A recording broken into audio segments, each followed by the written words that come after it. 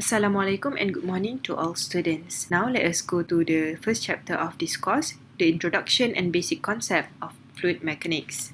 So these are the subtopics that we will cover in this chapter. And first, let's go through the introduction. So, mechanics is the oldest physical science that deals with both stationary and moving bodies under the influence of forces. The branch of mechanics that deals with bodies at rest is called statics, while the branch that deals with bodies in motion is called dynamics. So, fluid mechanics is the science that deals with the behavior of fluid at rest, fluid statics, or in motion, fluid dynamics, and the interaction of fluids with solids or other fluids at the boundaries. Fluid mechanics is also referred to as fluid dynamics by considering fluids at rest as a special case of motion with zero velocity. So, there are a few categories within fluid mechanics. The study of the motion of fluids can be considered as incompressible, such as liquids, especially water and gases at low speeds, is usually referred to as hydrodynamics. Under hydrodynamics, we have hydraulics, which deals with the liquid flow in pipes and open channels. Gas dynamics deals with flow of fluid that undergo significant density changes, such as the flow of gases through nozzles at high speeds. The category aerodynamics deals with the flow of gases, especially air, over bodies such as aircraft, rockets, and automobiles at high and low speed. So you will recall from physics that a substance in this world exists in three primary phases: solid, liquid, and gas. So here, liquid and gas is referred to fluid. The difference between solid and a fluid is made based on the ability to resist an applied shear stress that tends to change its shape. Intermolecular bonds are strongest in solid and weakest in gases. It is because molecules in solid are closely packed together, whereas in gas, they are separated by relatively large distances. The molecules in solid are arranged in a pattern that is repeated throughout.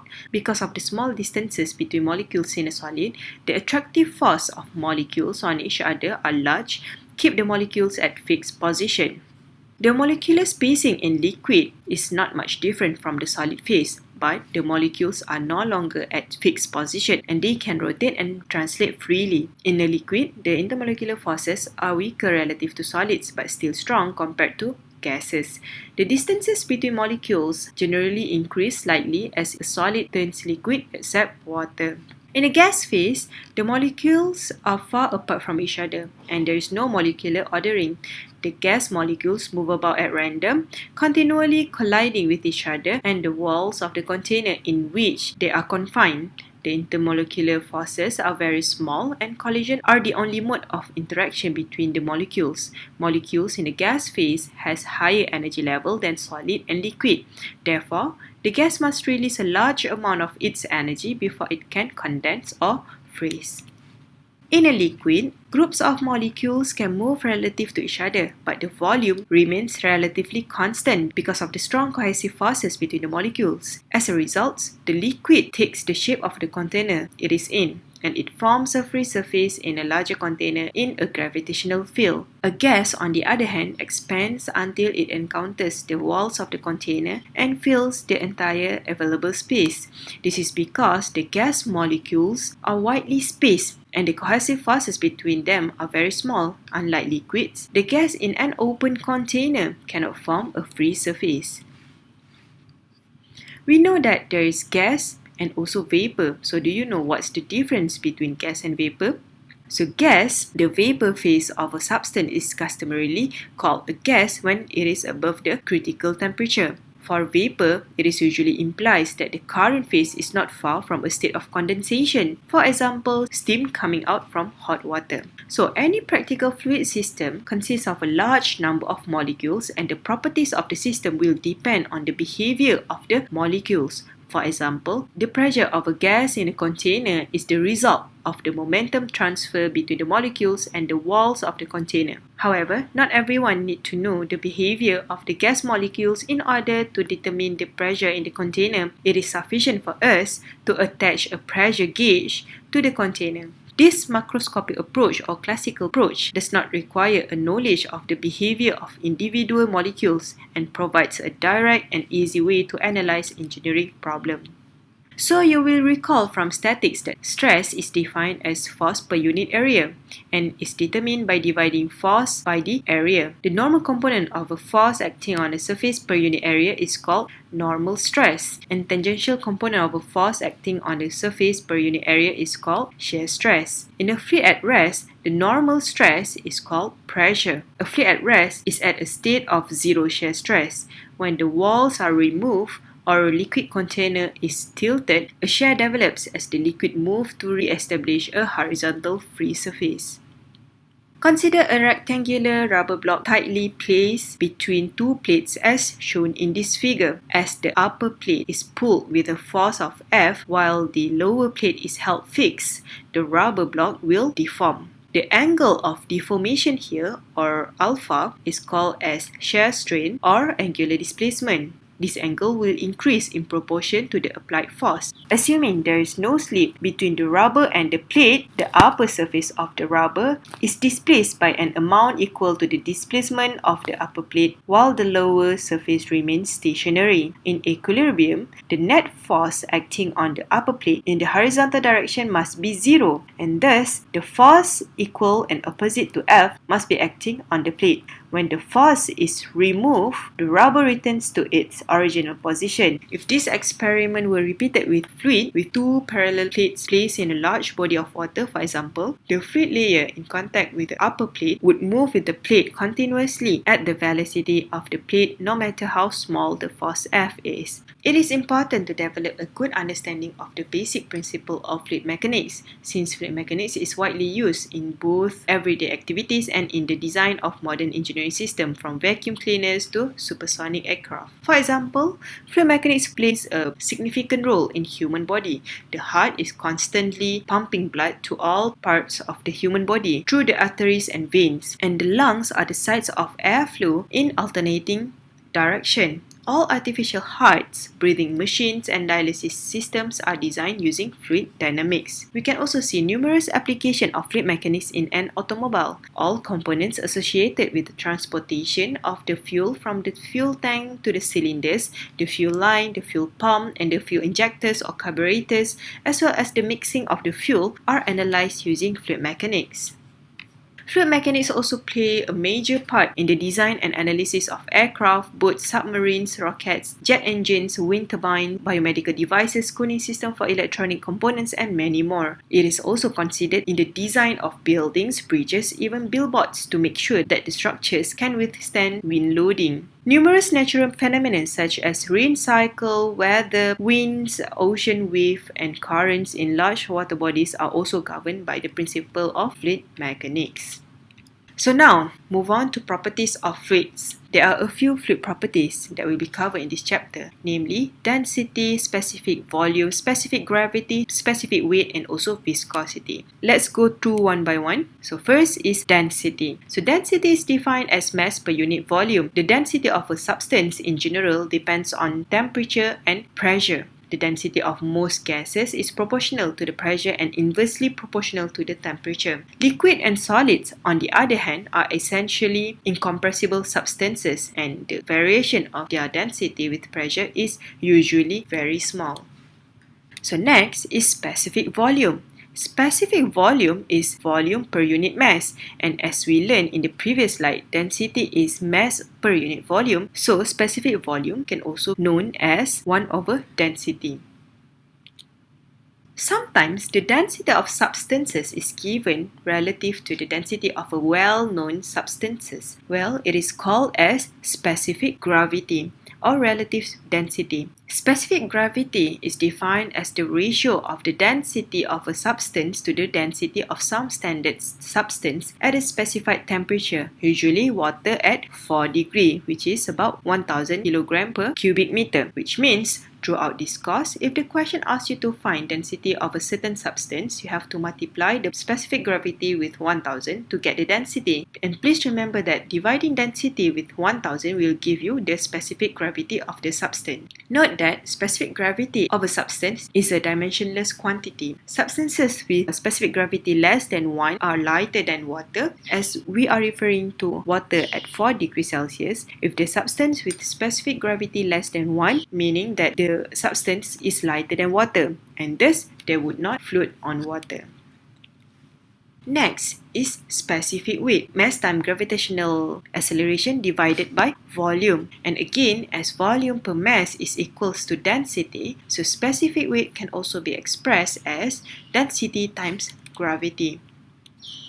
And lastly is viscosity. Viscosity is defined as a property that represents the internal resistance of fluid to motion or the fluidity. We will go through this equation after this. Imagine if you want to fill in a container with water and also honey, you may find that water is easier to flow into the container in comparison with honey. So this phenomenon is due to the honey has higher viscosity than water. So let me give you another example. Look at this boy. Well, he wants to move the box on the floor, and we know that there is a friction force happening between the box and the floor surface.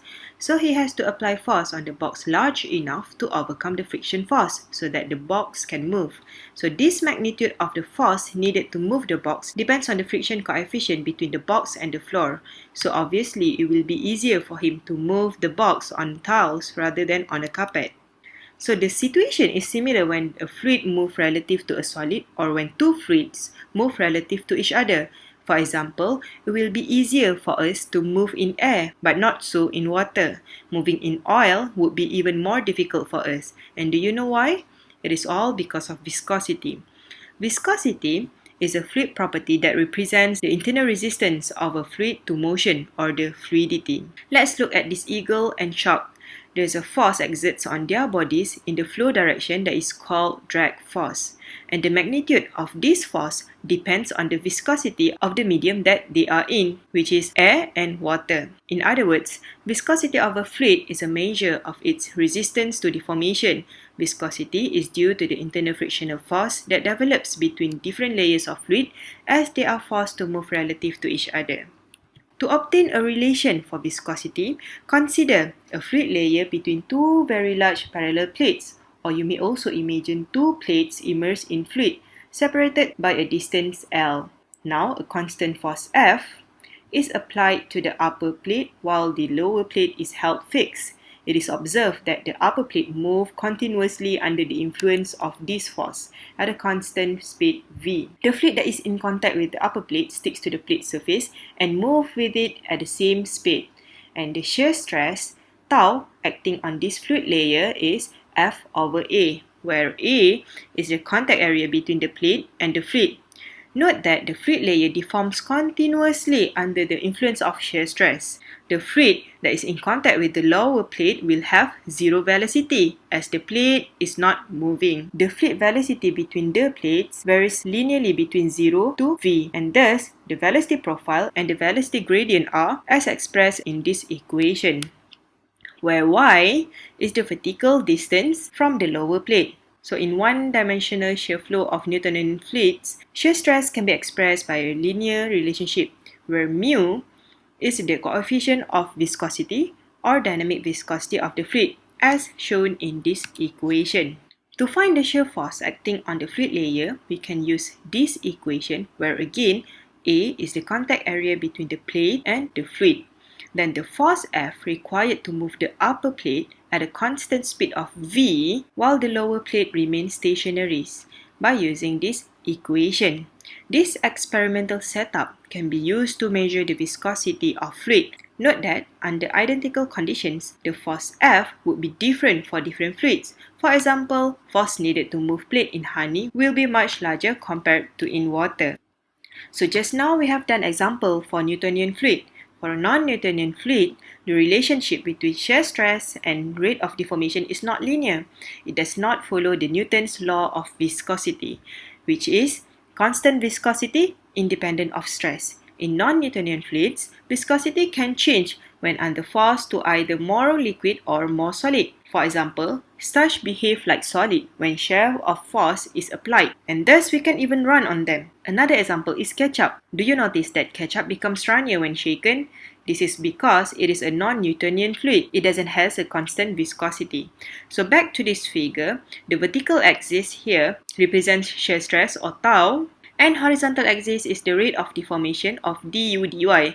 Du is velocity over dy, vertical distance.